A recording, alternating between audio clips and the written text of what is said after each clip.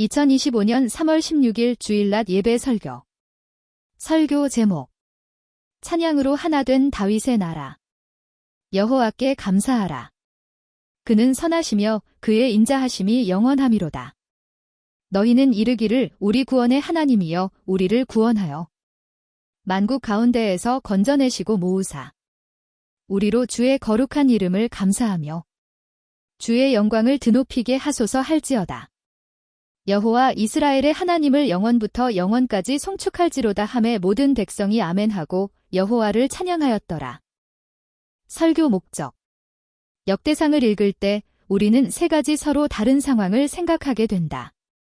그 하나는 본문이 들려주는 다윗의 시절이고 다른 하나는 이 본문이 기록되던 포로기 이후의 시절, 그리고 우리가 독자가 되어 이 본문을 읽는 우리의 상황이다. 다윗의 시절은 폭군 사울의 패망 이후에 이스라엘을 안정화하고 기초를 닦아야 하는 상황이라면 포로에서 돌아온 공동체에게는 모든 것이 다 허물어진 현실에서 하나님을 예배하는 신앙 공동체를 세워야 하는 상황이었다.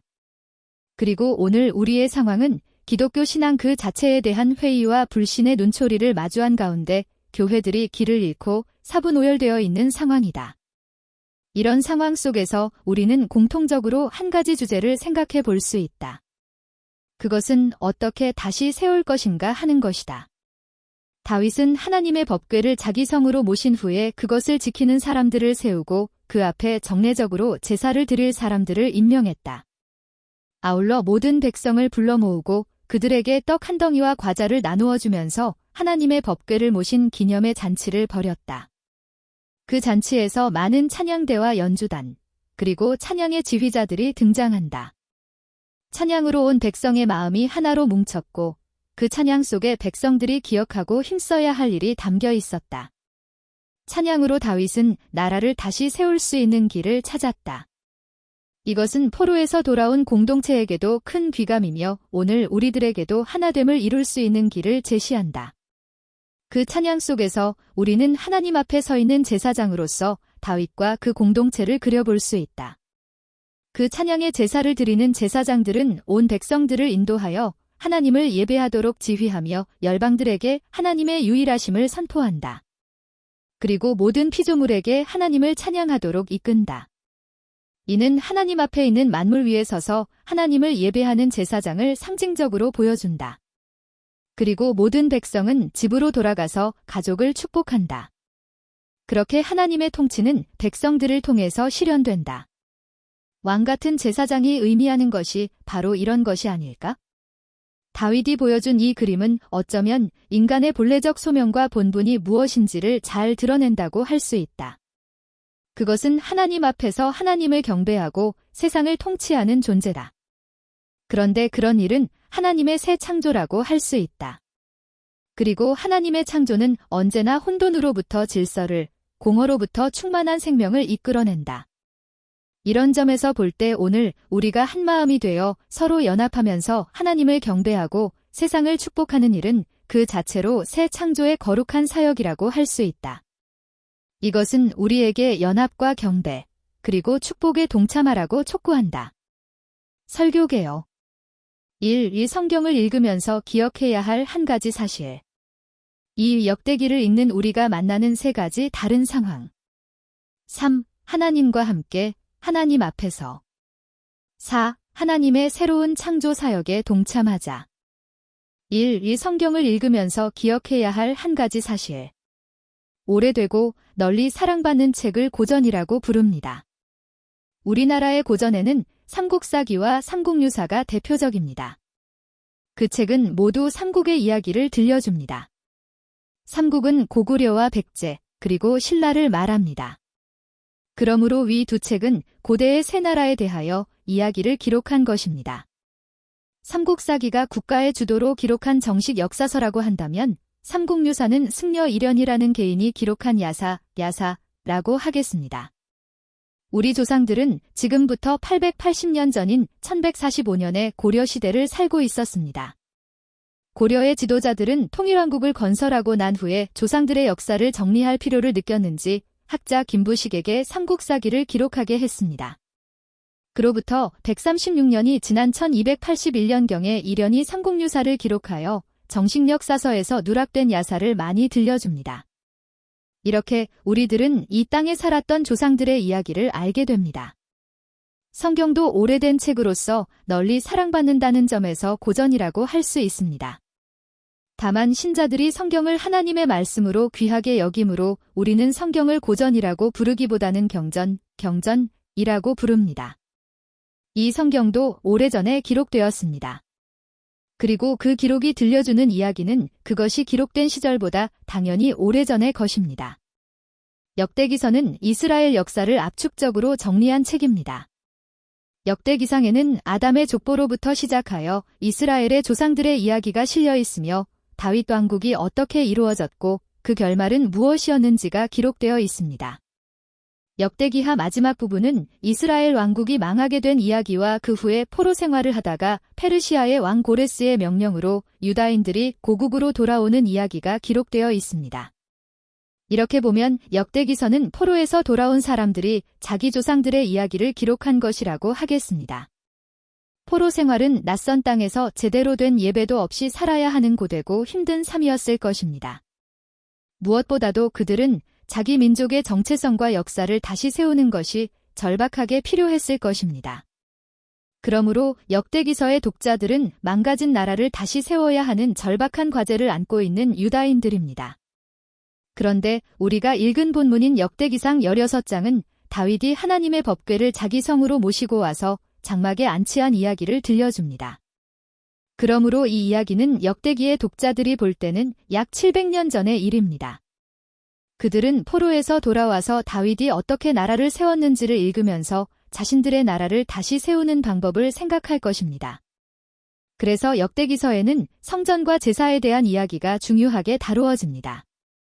이제 오늘 우리들이 역대기서를 읽고 있습니다. 우리들은 역대기 16장이 기록되던 독자들의 시점에서 보면 2300년 후에 살고 있으며 다윗의 시절부터는 약 3000년 후에 살고 있습니다. 여기서 우리는 세 가지 상황을 생각해 볼 수 있습니다. 1. 다윗이 법궤를 옮기던 상황 주전 1000년경. 2. 역대기서가 기록되던 상황 주전 300년경. 3. 역대기서를 읽고 있는 오늘의 상황 기천 25년. 이 각각을 우리는 이야기의 상황, 1차 독자의 상황, 그리고 현대 독자의 상황으로 나눌 수 있습니다. 사건을 기록한 사람을 저자라고 한다면 저자가 자기 시대의 독자들을 생각하고 자기 시대의 상황을 고려하여 옛 이야기를 다룰 것입니다. 그렇게 되면 사건은 저자에 의해서 자기 시대의 독자들에게 소개됩니다. 그렇게 할 때 저자는 자기 시대의 상황을 고려하여 이야기를 전개할 것입니다. 이렇게 우리는 성경의 기록자들에 대하여 생각해 볼 수 있습니다. 저자를 이해하는 것은 그 이야기를 이해하는데 매우 중요한 단서가 되기 때문입니다. 이제 우리는 성경을 읽을 때 이런 생각을 해볼 수 있습니다. 즉, 저자가 누구인가 하는 것입니다. 누가 기록을 했으며 그때 저자는 누구에게 보여주기 위하여 그 글을 기록했는가 하는 것입니다. 그들이 바로 1차 독자이며 원독자라고 할 수 있습니다. 고전이나 경전은 오래된 책이니까 그 오래전 과거에 그 책을 처음으로 읽었던 사람들이 있을 것입니다. 이는 저자가 자기 시대의 사람들에게 그 이야기를 들려주었음을 의미합니다. 그런데 고전과 같이 성경은 시대를 초월하여 사람들에게 삶의 의미를 깨닫게 합니다. 그래서 우리는 이 성경이 마치 오늘 우리를 위해서 기록된 것처럼 느껴지기도 합니다. 그 이야기가 바로 오늘 우리와 밀접하게 관련이 있는 것처럼 깨달아집니다. 마치 나에게 하는 말씀처럼 느껴진다는 말입니다. 그런 책이 바로 고전이며 경전입니다. 하지만 우리는 우리가 읽는 성경이 무척 오래전에 기록되었음을 기억할 필요가 있습니다. 그리고 우리보다 먼저, 아니 가장 먼저 이 성경을 읽어야 했던 독자들이 있음을 기억할 필요가 있습니다.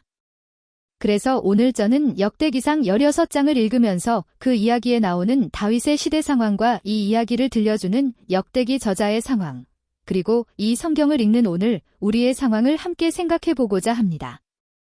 이 역대기를 읽는 우리가 만나는 세 가지 다른 상황. 먼저 다윗의 상황을 생각해 보겠습니다. 이것은 그 이야기 속으로 들어가는 것입니다. 다윗은 이제 이스라엘의 왕이 되었습니다. 그러나 이제 막 세워진 나라는 블레셋과 같은 강력한 이웃나라와 맞서고 있었습니다. 최근에 일어난 전투에서는 사울왕이 전사하는 등 크게 패한 적이 있습니다. 블레셋은 전부터 이스라엘을 자주 침범하고 곡식을 약탈했습니다. 다윗은 그처럼 약한 나라의 왕이 되었습니다. 다윗은 왕이 된 후에 즉시 블레셋과 전투를 해야 했습니다. 지난주에 우리는 역대상 14장에서 다윗이 하나님을 의지하여 어떻게 그 전투에 임했으며 어떤 승리를 거두었는지를 읽었습니다. 다윗은 모든 백성의 마음을 하나로 묶어 나라의 기초를 다시 세워야 하는 중요한 과제 앞에 서 있었습니다. 그래서 하나님의 법궤를 자기가 살고 있던 성으로 모셔왔습니다. 처음에는 하나님의 율법도 모르고 하나님께 여쭙지도 않은 채로 그 프로젝트를 실시하다가 낭패를 당했습니다. 웃사가 죽은 불상사가 발생한 것입니다. 다윗은 이 사태를 통해서 하나님의 율법을 상고했을 것이고 그 결과 제사장들이 법궤를 매야 한다는 것과 그 법궤를 어떻게 모셔야 하는지를 잘 배웠을 것입니다. 그렇게 하나님의 법궤는 마침내 다윗의 성으로 들어왔으며 모든 백성들은 그것을 보고 기뻐하고 제사장들과 레위인들은 각자 맡은 역할대로 나팔을 불거나 악기를 연주하고 또는 찬송을 인도했습니다. 그처럼 영광스러운 예배 의식 가운데 하나님이 이스라엘의 중심부에 자리를 잡으셨습니다. 이제 바야흐로 하나님은 다윗과 이스라엘 나라를 통하여 통치하실 것입니다. 이 기쁜 날 다윗은 춤을 추며 기뻐했고 온 백성에게 남녀를 막론하고 떡 한 덩이와 과자를 나누어 주었습니다. 그렇게 이스라엘은 다시 나라를 세울 힘을 얻었고 백성의 사기는 충천해졌습니다. 그러면 이 이야기를 기록한 역대기 기록자들의 상황은 어땠을까요? 아까 말씀드린 것처럼 그들은 나라를 잃고 먼 나라로 끌려가 포로 생활을 하다가 돌아왔습니다. 그들의 나라는 아직도 폐허가 되어 있고 백성들의 삶은 피폐했을 것이라고 생각해 볼 수 있습니다. 하나님을 전심으로 섬기던 사람들은 간대없고 주변 이방인들과 섞여서 살면서 이스라엘의 민족적 정체성이나 자부심을 잃어버리고 사는 사람들 뿐입니다. 그런 상황에서 700년 전에 있었던 다윗 왕의 이야기를 듣습니다. 어쩌면 이 글의 독자들은 다윗이 나라를 어떻게 세웠는가에 대한 이야기를 들으면서 자신들도 하나님을 모시고 그렇게 나라를 재건할 수 있을 것이라는 희망과 믿음을 가졌을 것입니다. 이 글의 독자들은 아마 다음과 같은 구절을 읽으면서 큰 위로를 받았을 것입니다. 34 여호와께 감사하라 그는 선하시며 그의 인자하심이 영원함이로다. 35 너희는 이르기를 우리 구원의 하나님이여 우리를 구원하여 만국 가운데에서 건져내시고 모으사 우리로 주의 거룩한 이름을 감사하며 주의 영광을 드높이게 하소서 할지어다. 사실 이 글의 원독자들은 만국 가운데서 건져냄을 받았고 이곳 예루살렘으로 모인 사람들입니다. 그들은 이 고백에 공감할 것입니다. 이제 주님의 거룩한 이름에 감사하며 주님의 영광을 드높이게 하소서라는 이 말씀은 원독자들의 마음에 깊은 울림을 주었을 것입니다. 이처럼 다윗의 이야기는 포로 생활에서 돌아온 백성들에게 하나님을 의지하고 다시 나라를 새롭게 하리라는 용기를 주었을 것입니다. 그렇다면 이제 제2차 독자인 우리들의 상황에 대해서 생각해 보겠습니다. 우리들의 상황도 녹록하지 않습니다. 교회의 부흥기는 옛말이 되었고 지금은 교회들이 쇠퇴하고 있습니다.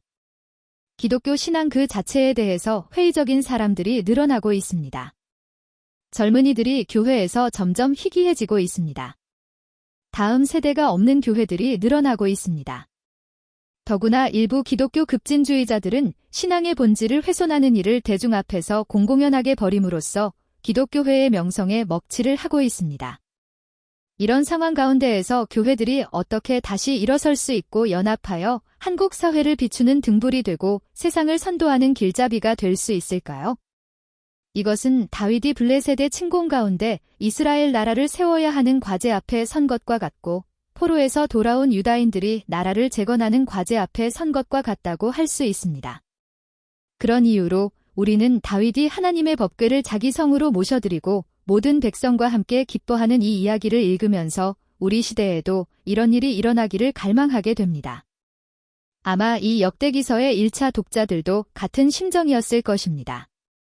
이렇게 우리는 하나님의 말씀이 들려주는 그 주인공들의 이야기를 읽으면서 위로를 얻으며 동시에 그 성경이 기록되던 당시의 독자들의 상황을 생각하면서 우리들도 같은 처지에 있음을 확인할 수 있습니다. 이것은 우리에게 하나님의 말씀을 따라서 살았던 선배들의 삶을 생각하게 합니다. 그렇습니다. 우리의 신앙은 우리에게서 처음 시작된 것이 아니라 우리 선배들이 걸어간 바로 그 길이며 우리가 읽는 이 말씀과 이야기는 우리 선배들에게 용기와 희망을 준 바로 그 말씀입니다.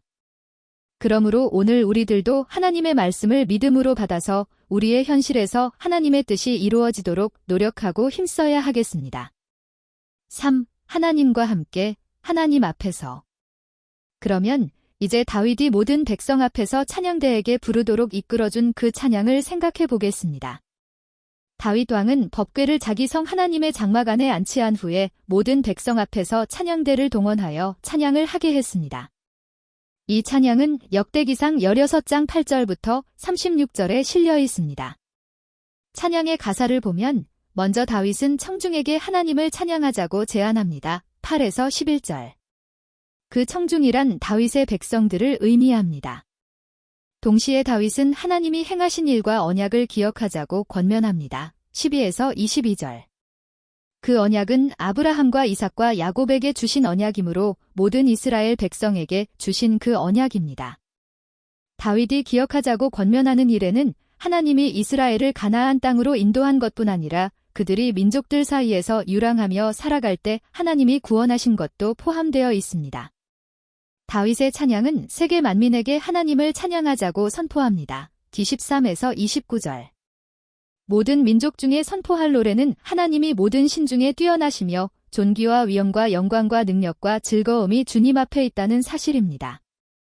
하나님은 모든 세상 나라들을 붙들고 계시기 때문입니다. 이제 찬양은 만물에게로 그 대상을 확대합니다. 하늘과 땅, 그리고 그 안에 있는 바다와 나무들, 그 모든 충만한 것에게 하나님을 찬양하자고 선포합니다. 30에서 33절. 이처럼 만물에게 하나님을 찬양하자고 권면하면서 그 이유를 설명합니다. 그것은 하나님이 땅을 심판하러 오실 것이기 때문입니다. 하나님의 심판은 언제나 어그러진 것을 바로잡으시는 하나님의 주권적인 활동입니다. 마지막으로 찬양은 하나님께 대한 경배와 송영, 그리고 간구로 마무리됩니다. 34에서 36절. 그 간구는 구원의 하나님께 드리는 것으로서 만국 가운데서 우리를 모으셨으니 우리가 주님의 거룩한 이름을 감사하며 주님의 영광을 드높이게 해 달라는 것입니다. 이것이 이 찬양의 목적입니다. 하나님을 경배하고 그 능력과 권능과 자비를 찬양하면서 하나님의 거룩한 이름을 높이는 백성으로 살기를 바라는 마음, 그것이 이 찬양의 주제입니다. 이 찬양을 생각해보면 찬양의 인도자는 지금 온 백성을 하나님 앞으로 불러 모아 하나님 앞에서 하나님을 찬양하자고 초대합니다. 그뿐 아니라 열방의 민족들에게도 유일하시고 참되신 하나님을 찬양하자고 제안합니다. 더 나아가서 모든 만물에게 기뻐하고 즐거워하면서 하나님을 찬양하라고 명령합니다. 이것은 하나님 앞에서 만백성과 민족들과 만물을 인도하여 하나님을 찬양하라고 이끄는 지휘자의 모습입니다. 그것은 왕같은 제사장이라는 인간의 본분을 생각나게 합니다. 성경을 보면 인간은 하나님 앞에서 하나님을 경배하는 존재, 곧 제사장이면서 동시에 하나님 앞에서 만물을 다스리는 존재, 곧 왕입니다. 하나님은 인간을 자기의 형상으로 지으시고 하나님의 비길만한 영화와 존귀로 관을 쓰게 하셨습니다. 그리고 만물을 그 발 아래에 두시고 다스리게 하셨습니다. 이 모습은 시편 8편에 아름답게 묘사되어 있습니다. 그런데 다윗의 찬양이 바로 그 모습을 잘 보여줍니다. 온 백성을 인도하여 열방에게 제안하며 만물의 찬양을 모두 모아서 하나님 앞에 올려드리는 제사장의 노래, 그것이 다윗이 드리는 찬양입니다. 그런데 이 모든 찬양과 경배의 노래가 끝날 때 어떻게 마무리됩니까? 36절을 보겠습니다. 여호와 이스라엘의 하나님을 영원부터 영원까지 송축할지로다 하매 모든 백성이 아멘하고 여호와를 찬양하였더라. 모든 백성이 아멘이라고 화답합니다. 그리고 백성들은 이 뜨거운 마음을 가지고 떡과 과자가 든 주머니를 가지고 각자의 집으로 돌아갑니다. 다윗도 자기 집을 위하여 축복하려고 돌아갔습니다. 여기서 우리는 하나님 앞에서 사는 삶이 어떤 것인지를 확인할 수 있습니다. 그것은 전심으로 하나님을 경배하며 하나님의 언약과 행사를 기억하고 찬양하며 그리고 열방과 만물을 향하여 하나님을 찬양하는 이 거룩한 예배에 동참할 것을 선포하는 예배를 드리는 것입니다. 그 예배와 찬양을 통해서 예배자는 자신이 누구이며 하나님이 어떤 분이시며 우리의 공동체를 통해서 하나님이 어떤 일을 하시는지에 대하여 깊이 이해하게 됩니다. 그리고 그 믿음과 희망을 가지고 집으로 돌아가 가족을 축복하고 그렇게 살아갈 수 있도록 격려합니다. 4. 하나님의 새로운 창조 사역에 동참하자. 저는 오늘 성경을 읽을 때 우리가 기억할 한 가지를 말씀드렸습니다. 그것은 성경의 기록자, 곧 저자가 어떤 상황 가운데서 그 이야기를 기록했는가 하는 점입니다. 우리는 저자의 상황을 이해할 때 그 이야기가 본래 어떤 의도와 목적으로 기록되었는지를 파악할 수 있습니다. 그때 우리는 우리의 상황과 저자의 상황 사이에서 유사성을 찾을 수 있게 되고 그렇게 성경의 이야기는 우리의 삶에 특별한 의미로 다가오게 됩니다. 이것이 성경을 이해하는 한 가지 방법입니다. 오늘은 역대기상에서 다윗의 이야기를 읽었습니다. 다윗의 이야기는 사무엘서에도 나옵니다만 역대기가 소개하는 방식은 좀 특별합니다. 왜냐하면 이제 포로에서 돌아와서 모든 것을 바로잡아야 하는 시기이기 때문에 다윗을 모델로 하여 나라를 세우려는 의도로 역대기가 기록되었기 때문입니다. 그래서 사무엘서와는 달리 역대기에서는 다윗의 악행이 잘 드러나지 않고 그가 베푼 선정과 신앙의 모습이 강조됩니다. 또한 성전을 어떻게 세우고 운영되어야 하는가에 대한 이야기가 강조됩니다. 이런 점을 이해하고 역대기서를 읽는다면 저자의 의도가 백성들을 격려하여 나라를 세우려는 데 있다는 것을 더 잘 이해할 수 있게 됩니다. 그리고 그런 상황에 있는 우리들의 현실에 적용할 점을 포착할 수 있게 됩니다. 이것이 저자의 의도를 이해하면서 성경을 읽는 방법입니다. 그런데 우리는 역대기만을 가지고 있는 것이 아니라 성경 66권을 가지고 있습니다. 그래서 우리는 성경 전체의 이야기를 생각해 보면서 역대기의 이야기와 비교해 볼 수 있습니다. 이런 작업은 성경 연구를 깊이 한 사람들에게 생기는 관점입니다. 즉, 성경 전체의 이야기를 파악하려고 노력하다 보면 자신만의 관점이 생기게 됩니다. 예를 들면 우리는 최근 두어 달 동안 성경에서 이미지를 찾아보는 설교를 들었습니다. 그것은 성경 전체의 이야기가 무엇에 대하여 들려주는가를 핵심적인 이미지로 포착해 보려는 작업이었습니다. 성경에서 인간은 하나님의 형상입니다. 인간은 하나님의 참모습을 세상에 나타내도록 지음받은 존재입니다. 그런데 인간이 하나님의 진면목을 세상에 나타내는 방법은 하나님을 가까이하여 그분을 섬기고 경배할 때 그 영광을 세상에 반사하는 식으로 이루어집니다. 기울어진 거울과 같은 이치입니다. 하나님은 인간을 자기 형상으로 지으시고 자기 앞으로 인도하셨습니다. 그것이 에덴 동산이며 성전입니다. 인간은 하나님 앞에서 하나님을 경배함으로 에덴 동산과 성전으로부터 온 세상을 회복하는 창조의 사역에 동참합니다.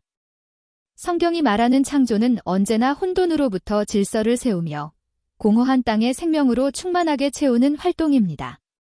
그러므로 하나님의 새 창조는 지금도 계속되고 있습니다. 인간이 하나님의 제사장으로서 하나님을 바르게 경배하고 그 빛나는 영광을 세상이 나타낼 때 인간은 하나님의 형상으로서 하나님의 새 창조 사역에 동참하게 됩니다.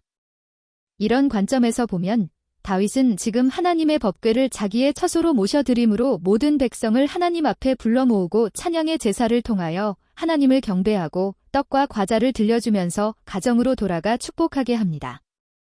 이런 활동은 이스라엘이 회복되는 중요한 계기가 되었을 것입니다. 온 백성이 하나님을 경배하고 그 은혜를 자기의 처소에서 나눌 때 나라는 회복되고 그 땅은 생명으로 충만하게 될 것입니다. 이런 점에서 다윗은 하나님의 왕 같은 제사장으로서 하나님의 백성들을 자신과 같이 하나님의 동역자로 살 수 있도록 인도합니다. 여기까지 생각해보면 우리는 우리가 사는 현재 우리나라와 우리 지역 공동체에서 왕 같은 제사장으로 우리는 어떻게 그 본분과 소임을 감당할 수 있을까에 대하여 생각해 볼 수 있습니다. 우선 각 개인과 교회가 신령과 진정으로 하나님을 예배하는 공동체가 되어야 하겠습니다. 그런데 저는 다윗의 이 프로젝트를 보면서 작년 부활절에 성동구의 내 교회 성가대가 모여 찬양제를 드렸을 때가 생각납니다. 그때 한자리에 모인 내 교회의 성가대가 부른 찬양에 저는 깊은 감동을 받았습니다. 금년 부활절에는 왕십리교회에서 교회들이 모여 찬양제를 드립니다. 다만 금년에는 종려주일에 그 행사가 열립니다. 저는 상상합니다. 언젠가 왕십리광장에서 성동구의 교회들이 모여 다 같이 다윗의 나라에서 있었던 찬양을 함께 부르는 날이 올 것을 바라봅니다. 그때 우리들은 교회의 규모와 상관없이 모두 같은 찬양을 부르면서 하나님을 경배하고 성동구를 축복할 것입니다. 그때 우리 교회들은 하나님의 대리인들로서 연대하고 협력하며 세상의 진정한 축복이 되는 길을 찾게 될 것입니다. 지금 우리 사회는 심각한 갈등을 경험하고 있습니다. 그것은 대부분 진영으로 나뉘어진 세력 간의 갈등입니다. 하지만 모든 백성은 공통의 목표를 가지고 있습니다. 그것은 더 나은 세상을 바라는 것입니다. 그런데 그 방법과 수단을 달리 하는 것입니다. 그러므로 우리 그리스도인들은 먼저 하나님을 경배하는 이 일을 통하여 하나됨을 이루고 그 하나됨은 결국 우리를 상호이해에 이르게 하며 마침내 하나님의 선한 뜻을 세상에 나타내는 일에 협력할 수 있을 것입니다. 이것이 다윗이 하나님의 법궤를 앞에 모시고 온 백성과 더불어 하나님을 찬양함으로 나라를 새롭게 한 이야기가 우리에게 들려주는 교훈이며 비전입니다. 끝.